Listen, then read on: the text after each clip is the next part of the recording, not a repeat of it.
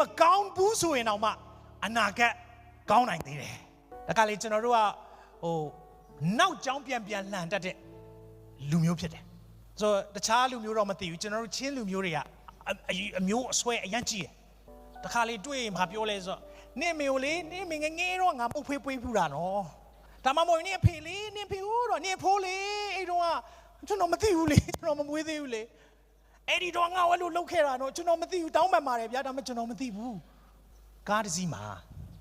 နောက်ကြည့်မှန်တေးသေးလေးရှိတယ်ပြီးရင်ရှေ့မှာမှန်အကြီးကြီးရှိတယ်ဘယ်မှန်ကိုကြည့်တာများလဲအရှေ့မှန်ကြည့်တာများလားဟိုမှန်သေးသေးလေးကိုကြည့်တာများလားမောင်းကြည့်လိုက်လေအဲ့ဒီမှန်သေးသေးလေးကိုကြည့်ပြီးမောင်းကြည့်လိုက်လေအဲ့ဒါကြောင့်တချို့လူတွေအနောက်ကိုတစ်ချိန်လုံးကြည့်တယ်လို့ချိန်လုံးတိုက်တယ်မလွတ်မြောက်ဘူးအရှေ့ကိုကြည့်ရှေ့မှာဘာရှိလဲကြည့်ရတဲ့ချိန်ရှိပါတယ်နောက်ကြည့်မှတစ်ခါလေးကြည့်ရတဲ့ချိန်ဘယ်ချိန်လဲဖခင်ကောင်းမြတ်တယ်ကျွန်တော်ရဲ့ဘဝထဲမှာလေပြန်ကြည့်လိုက်တိုင်းမှာကိုရောရှင်မြေတာသာကျွန်တော်ဘဝမှာလုံးလုံးနေတာကျွန်တော်ရဲ့ဘဝထဲမှာအဲ့ဒီတစ်ချိန်ပဲကြည့်နောက်ပြန်ကြည့်တယ်လေပြန်ကြည့်လိုက်တိုင်းမှာကိုရောရှင်မြေတာသာကျွန်တော်ဘဝ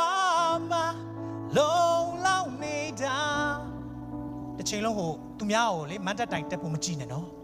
ငါကြည့်ခဲ့တာလေငါကြွေးခဲ့တာလေငါလှုပ်ခဲ့တာလေငါပေးခဲ့တာလေကျန်းစာပါပြောလေသေးလားအဲ့လိုလှုပ်တယ်ဆိုရင်တဲ့အခုချိန်မှာတဲ့လူတွေကတင့်ကိုဂျေဇုတင်ပါတယ်လို့ပြောလိုက်ပြီးတော့ပြီးသွားပြီတဲ့မထင်ရှားတဲ့အရက်မှာဂျေဇုပြုတယ်ဆိုရင်တဲ့မထင်ရှားတဲ့အရက်မှာအဖက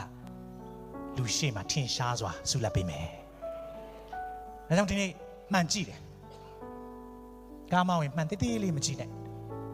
လင်းကူးတဲ့အချိန်တော့ကြည့်ပေါ့ဆရာပြောတယ်မှန်မကြည့်နဲ့လို့ပြောတယ်ဆိုပြီးတော့မောင်းတော့တိုက်သွားတော့ဆရာတိုက်သွားပြီလာမရောခိုင်းနဲ့နော်ကြည့်ရတဲ့အချိန်ရှိပါတယ်ကားနောက်ဆုပ်တဲ့အချိန်ကြည့်မှာပေါ့လင်းကူးတဲ့အချိန်ကြည့်မှာပေါ့ဒါမဲ့အမြဲတမ်းတော့ရှေ့မှအကြီးကြီးကိုပဲကြည့်ဖို့ဖြစ်တယ်အတိတ်မကောင်းဘူးအနာဂတ်ကောင်းနိုင်တယ်အတိတ်မပြေဆုံးဘူးအနာဂတ်ကောင်းနိုင်တယ်ကိစ္စမရှိဘူးဖခင်သုံးသွားတဲ့သူတွေကြည့်လိုက်ပါဦးမောရှေလူသတ်သမားဒါဝိဒ်သူများကိုပြစ်မှားတဲ့သူလူသတ်သမားပဲသူများကိုရချင်တဲ့ခါမှာသူ့ယောက်ျားကိုတတ်လိုက်တယ်ဒါကြောင့်ပြည့်စုံမှဖခင်သုံးမယ်ဆိုရင်လေမိတ်ဆွေအဲ့ဒီလူမရှိဘူးနှလုံးသားဖြစ်စဉ်ဖို့ရည်ကြီးတယ်ဟာလေလုယာဆိုတော့အတိတ်မကောင်းဘူးကောရမျိုးဆက်ဒါပေမဲ့အနာဂတ်ကောင်းနိုင်တယ်ရှားကြီးလားလို့ရန်တွေးခဲ့တဲ့ကောရမျိုးဆက်မြေမျိုးသွားတယ်ပျက်စီးသွားတယ်ဒါပေမဲ့ဘုရားအကြံစီရှိနေသေးတယ်ဘုရားအကြံစီရှိတော့ဒီမှာပေါ်လာတယ်ရှမွေလပေါ်လာတယ်ကျွန်တော်တို့သိတဲ့ရှင်ဘုရင်ဒါဝိဒ်ကိုဗိသိက်စီလောင်းတဲ့တယောက်ကလည်းရှမွေလဖြစ်တယ်ပြောမယ်ဆိုရင်ဒါဝိဒ်မျိုးဆက်ကနေဘယ်သူဆင်းသက်လာလဲသခင်ယေရှုပြောမယ်ဆိုရင်သခင်ယေရှုရဲ့မျိုးဆက်ကိုစပြီးကောင်းကြီးပေးတဲ့သူဟာရှမွေလဖြစ်လာတယ်ဘာကြောင့်လဲအတိတ်မကောင်းပေမဲ့အနာဂတ်ကောင်းနိုင်တယ်ဒီနေ့ပြန်သွားရင်အဲ့ဒီစကားတစ်ခွန်းရရင်ကျေနပ်ပြီကျွန်တော်နောက်ကျောင်းနေမပြန်နဲ့တော့ကြည့်မနေတဲ့တော့ငါတို့ကဒီလိုဖြစ်ခဲ့လို့ငါတို့မိဘတွေကပညာမှမတတ်ခဲ့တာငါတို့မိဘတွေကဒီလိုဖြစ်ခဲ့လို့မဟုတ်ဘူးမိတ်ဆွေဘုရားနဲ့တွေ့ဖို့လို့လားအနာဂတ်ကောင်းဖို့ကဘာလုပ်ဖို့လို့လဲ